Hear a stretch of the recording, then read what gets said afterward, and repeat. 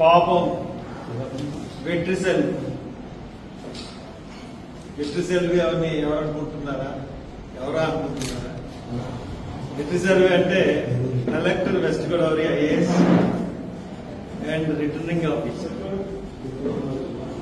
For MLC graduates constituency. ఈ election వరకు ఆవిడే సర్వాధికారి. ఆవిడ డిసిషనే ఫైనల్. పాపం ఆవిడ నిన్న ఎంత నలిగిపోయిందంటే, ఎంత సతమతం అయిపోయిందంటే, నిన్న అందరూ చెప్పారు. అంటే చంద్రబాబు నాయుడు ప్రతిపక్షంలో ఉన్నప్పుడు ఈ ఆఫీసర్స్ అందరినీ కూడా జగన్ గారు ఆయన చేతిలో పెట్టుకుని వ్యవస్థను ఆడిస్తున్నాడు. స్థానిక సంస్థల ఎలక్షన్స్ లో అధికార యంత్రాంగం మొత్తం మాకు ఎగ్నిస్ట్ గా పనిచేసింది, మా క్యాండిడేట్స్ ని దింపేసింది, మమ్మల్ని నామినేషన్ ఏమీ ఇవ్వలేదు, మా నామినేషన్ ని తోసిపుచ్చారు. ఇలాగా చాలా కబుర్లు చెప్పాడు. కానీ నిన్న ఒక ఎలక్షన్, ఒక ఎమ్మెల్సీ ఎలక్షన్, వాళ్ళు స్ట్రాంగ్ క్యాండిడేట్ మొత్తం 26 మంది, 34 మంది ఎమ్మెల్యేలు కలిపి 5 పార్లమెంట్ మెంబర్స్ కలిపి ఒక మెంబర్ని గెలిపెట్టారు. పెడితే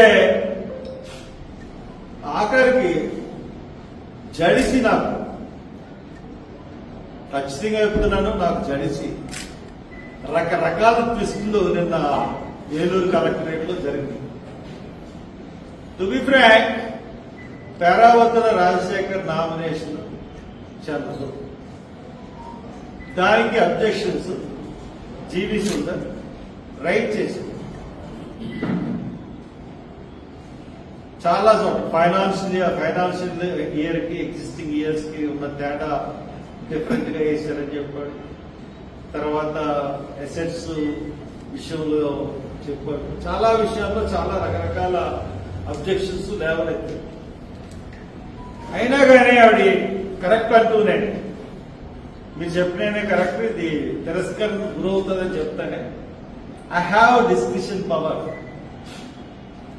నాకు డిసిషన్ తీసుకునే పవర్ ఉంది కాబట్టి this nomination is valid.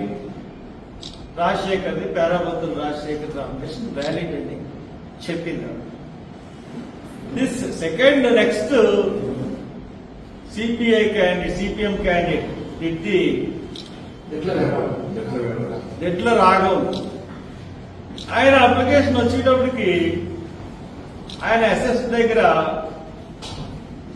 Necklace ఎన్ని ఉన్నాయి రాయలేదు. అది రాయబోయేది కదా, అబ్జెక్షన్ చెప్పి అందరు ఎదురుకుండా దిస్ నామినేషన్ ఈజ్ రిజెక్టెడ్ అని చెప్పి. అదేంటండి, అందరూ అడిగారు, అతనికి అన్ని తప్పులు ఉన్నాయన్న మీరు యాక్సెప్ట్ చేశారు, ఇప్పుడు ఎందుకు ఇది రిజెక్ట్ చేశారు అని అడిగారు.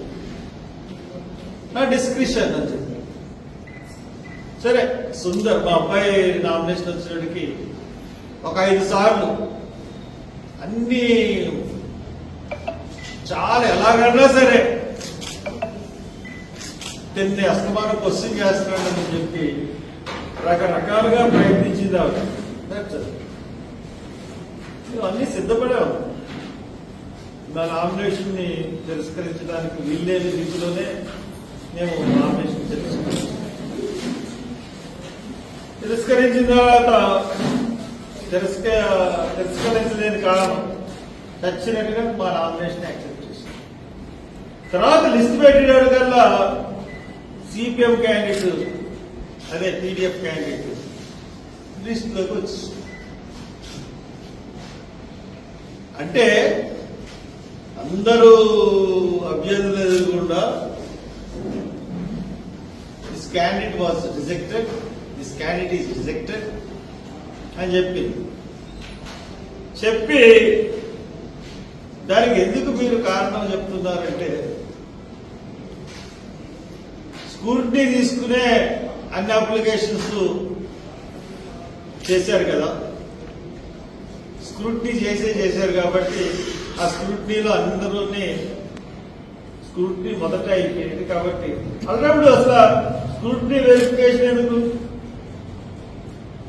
స్క్రూటినీ వెరిఫికేషన్ లేకుండా ఆల్ అప్లికేషన్స్ యాక్సెప్టెడ్ అని చెప్పాలి కదా. మళ్ళీ స్క్రూటినీ దానికి ఒక రోజు తంతు పొద్దున్నుంచి సాయంత్రం వరకు అభ్యర్థులందరినీ రమ్మని ఎన్నెందుకు? అయినా మా ఇష్టం, మా తెలుగుదేశం వాళ్ళు ఎవరి నుంచో పెట్టుకుంటే అందరు టెక్నాలజీ తీసేస్తాం ఒక రూల్ పాస్ చేసేయండి చంద్రబాబు, బెటర్. అంటే గురువు గింజ సామెత, గురువు గింజ అనుకుంటుంది నా వెనకాల నల్లగా ఉన్నట్టు దానికి తెలియదు. ప్రతి ఓళ్ళు వెనకాల నల్లదనాన్ని ఎత్తి చూపెడతా ఉంటుంది.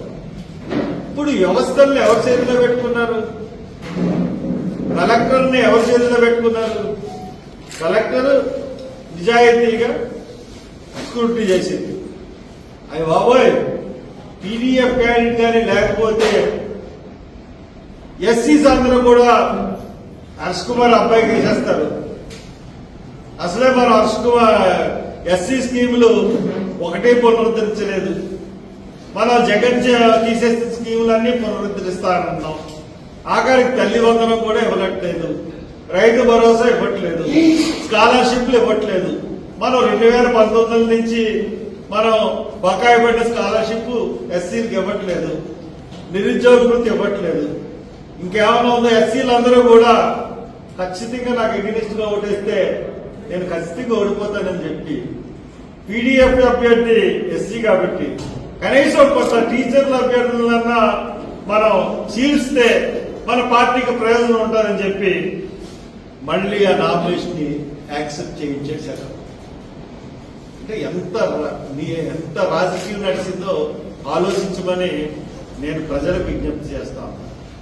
ముఖ్యంగా టీచర్స్ కి, పీడీఎఫ్ లో ఉన్నటువంటి సిపిఎం కి వీళ్ళందరికీ కూడా విజ్ఞప్తి చేసింది ఏంటంటే మీ లీడర్స్ అమ్ముడైపోయారు.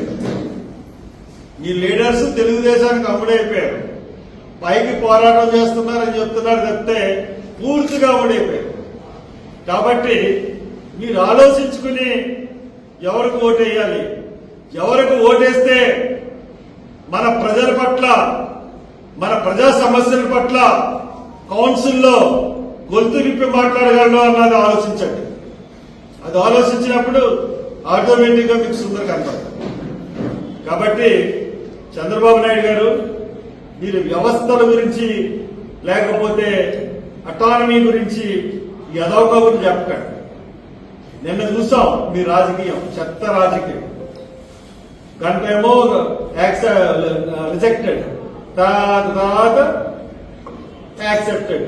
ఎందుకు యాక్సెప్టెడ్? ఎస్సీ ఓటు చెప్పాలి. So that I'm sorry Chandrababu Naidu గారు, వ్యవస్థలని మీరు ఎంతకాలం కొనసాగిస్తారో సాగించండి. మీ చేతిలో పెట్టుకుని చూస్తారు ప్రజలు. కంగారు పడకండి, మీ క్యాండిడేట్ ఓడిపోవాలి. Thank you.